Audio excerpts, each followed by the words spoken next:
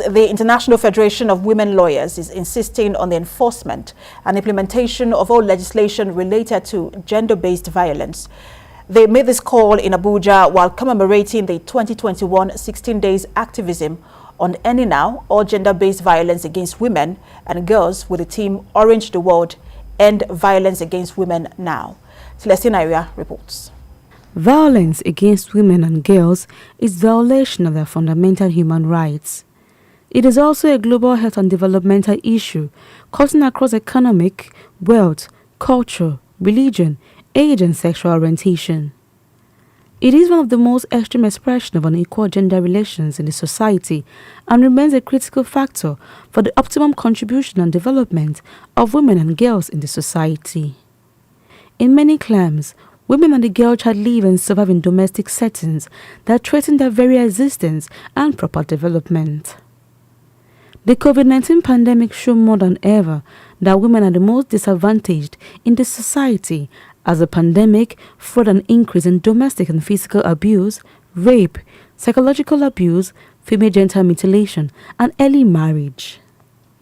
Estimates published by the World Health Organization indicates that globally, about 1 in 3 women, that is 30% worldwide, have been subjected to either physical or sexual intimate partner violence or non-partner sexual violence in their lifetime. FIDA Nigeria commemorates the annual 16 Days Activism on ending gender-based violence. It stresses that all persons are born free and equal and must be respected and protected. As such, women and indeed girls must be kept safe from all forms of violence. The protection of survivors of gender-based violence can only be accelerated through the adoption of the Violence Against Persons Prohibition Act, the Child's Rights Act, in all states, and the review of the Penal Code to be in tandem with the Violence Against Persons Prohibition Act. This way, it will greatly aid this call to end sexual gender-based violence. Putting an end to gender-based violence and discrimination is a global priority that requires collective action. FIDA Nigeria calls on all stakeholders to join hands together in the Orange the World activism campaign through mass sensitization to ensure the elimination of these ills in our society. Violence against women is preventable. The health sector has an important role to play in providing comprehensive health care for women subjected to violence and as an entry point for referring them to other support services they may need. Celestina Area, TVC News, Abuja. Executive Director Ajoke Ayisa at Afolabi Foundation, Folake Adamolekun, joins me now on the news at 1. Good to have you join us. Thank you so much, Foluke Ademokun. Thank you for having me. Foluke Adamolekun, thank you for joining us. Ademokun, yeah. Thank you. All right, so let's look at this issue right now. It's a big one. We understand that even during the COVID-19, we recorded about 48% increase in gender-based violence in the country. Countries like Jordan and even Somalia also had the same case. Now, we also look at the situation in Ethiopia, where there is a war ongoing. The United Nations has also reported the fact that women are being sexually assaulted, even young girls are being sexually assaulted and raped in that war. It does look like a problem that is impervious to solutions. Talk to us about the factors that continue to fuel gender-based violence. Well, thank you so much. I think inequalities across society is a key factor. The issue of patriarchy culture, in our environment, stereotypes, also, guide people. Let me just say generally, conscious and unconscious bias, across tradition has continued to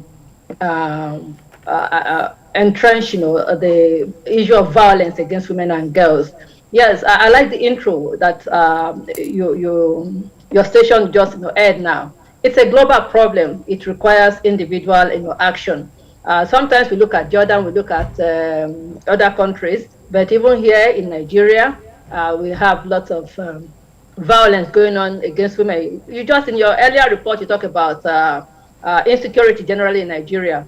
You talked about the issue of farmers. I tell you that women farmers are more affected because male farmers, they do not necessarily fear that somebody is going to rape them and make them pregnant, give them unwanted, pregnancy to care, for. And some of these male farmers that have been killed, their wives could be at home not working, the way it is in terms of our culture, and at the end of the day, they bear the brunt, physically, emotionally, and sexually, which in most cases men don't bear. What we are saying is that the issue of violence is disproportionately affect women more than men. Thank you. Absolutely. Men also go through this situation, but women are more affected. And that's why I just really want to ask you, because we've talked about this issue over and over again. It's becoming, people think when we talk about it, it looks like, when are we going to stop talking about this? But it is a problem. So what do you think that the solution is? There is no one-size-fits-all solution, but how do we proceed in terms of at least reducing the number before even just eradicating the violence itself? Thank you so much. I want to say we have started in the right path. The fact that we hear more and more people talk about it, it's the issue of awareness, and it's very, very important. Sometimes this could be happening, but because nobody is talking about it, you do not know about those issues. So the fact that we are talking about this right now in Nigeria means that we are a step towards finding solutions.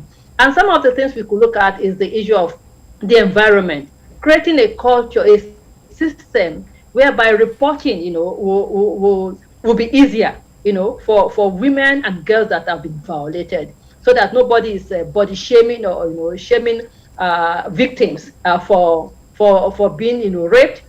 Sometimes this is a result of victimization or retaliation, even in the workplaces. So that's why we are talking about the color orange during this period.